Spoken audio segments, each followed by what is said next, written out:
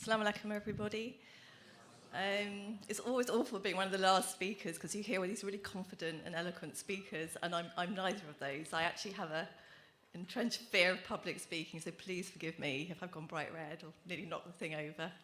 I know you're probably really hungry as well, so I'll try and get through what I need to quickly and not put you off your food because it's a bit of a distasteful subject. So I'm a psychologist and by background, and my day job is I work with young people in schools therapeutically.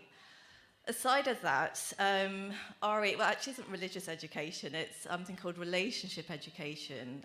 It's a common mistake that people are making. But about a year ago, I became aware that the government have made something called R.S.E, which is relationship and sex education, compulsory for 4-year-olds in all schools across England. It's going to be compulsory from September 2020. However, it's already started. So I like to kind of know what's going on behind things because things generally don't emerge in a vacuum. There's usually an agenda or context behind it. So I just started looking into it.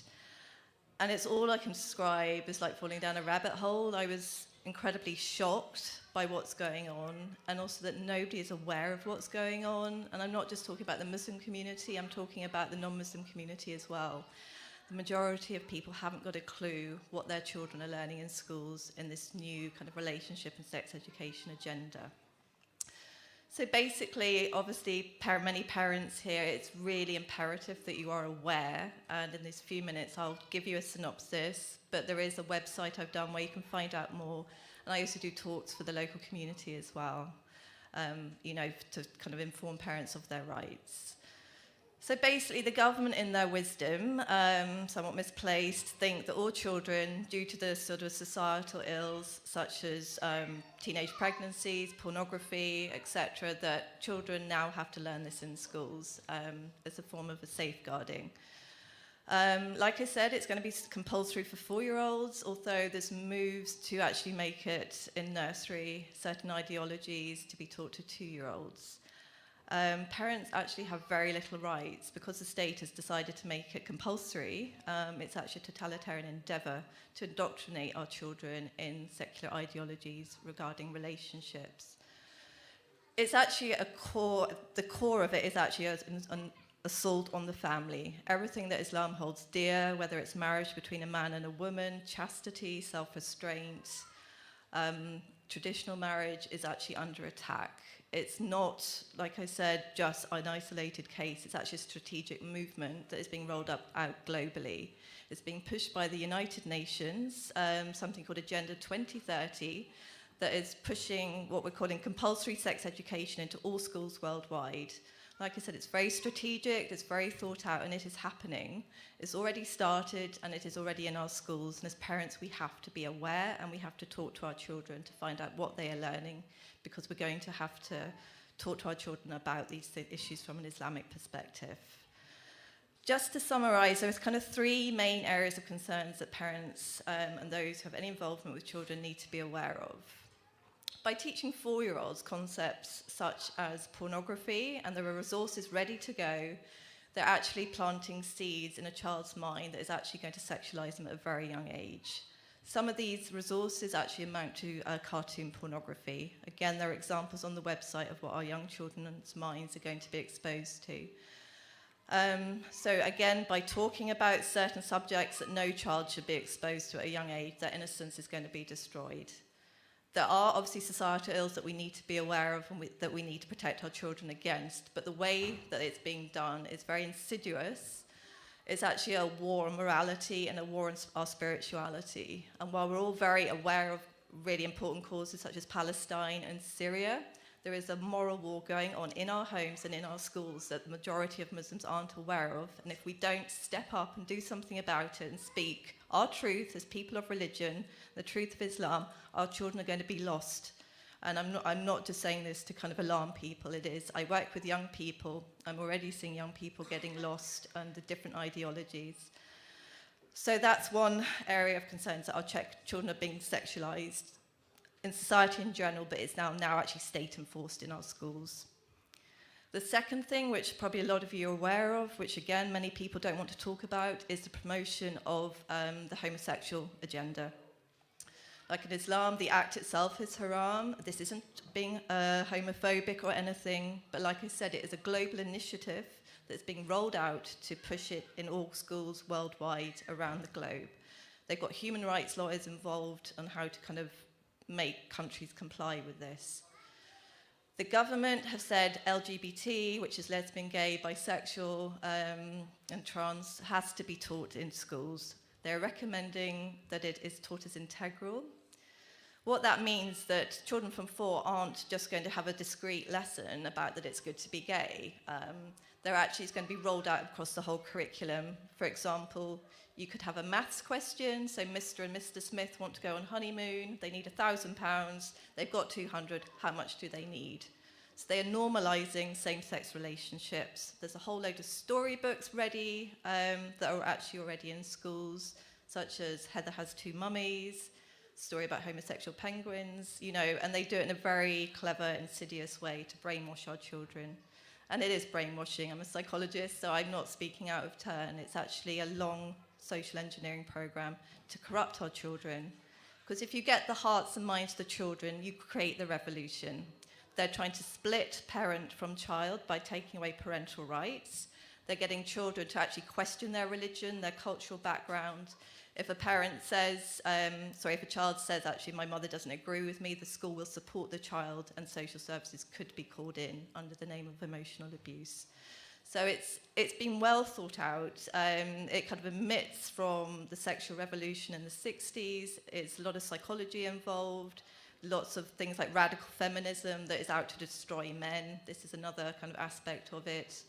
The transgender movement, critical theory, various kind of streams are all fusing. So this has been going on for decades, but we're like at the crest of the wave at the moment. I don't know if anybody saw, but even on the BBC recently, there was a clip of a primary school where 6-year-olds were told to write a love letter to a person of the same sex. This is happening in our schools. It's not something that's coming, it is already happening, and we have to be aware of this. We have to speak out. Our ulama need to be strong and speak out on these issues to guide the community. There's one thing me saying it, but I'm not anybody in the community. We need clear guidance on what is halal, what is haram, what our rights are. And by speaking our truth and speaking our religion, doesn't mean that we're transphobic or homophobic. We're protected by the Equality Act as well, but we're too shy or we're too retiring to actually claim our own rights in fear of that we're going to be sort of gunned down for hate speech. Nobody is condoning hate speech or hate towards anybody. That's not part of our religion. But to speak our truth and to say what needs to be said, to protect our children, which are the future generations, we have to do this, because otherwise 20 years from now we'd have lost our generations, we'd have lost Islam. Sadly, there are many of the Muslim youth that are already turning into same-sex relationships because they haven't had the guidance and various other reasons. So it's actually in our community. I think the Muslim community for the gay movement is the final frontier. Up until now, like Christianity has come to it. Up until now, the Muslims have been very staunch against it. But there's a concerted effort now where they're kind of queering the Muslim community. And it's becoming more and more prevalent. And again, we need to speak out about that. That's not to say if people in our community have same-sex attraction that we ostracize them. Not at all. We need to work with them. We don't condone the behavior, but we need to work psychologically or in a mental health capacity with these people. The other thing is, again, people may be aware, which kind of follows on, is a transgender movement. So the idea that if I feel like I'm a man today, I am a man. Actually ignore scientific fact, biology, anything like that. This is gaining increased traction, although in my psychological definition, it is actually a mass delusion that's going on, and actually everybody is colluding with it, the government included. It's a highly dangerous ideology that's being pushed again in schools. This is going to come in under the pretext of gender identity and stereotypes. So that's how they start infiltrating it. And then they're going to get children to question, well, actually, what do you feel you are? That's more important than what biologically you are. It's a highly aggressive movement. As I said, they've got government in the palm of their hand, they've got the army, they've got various different sectors of society.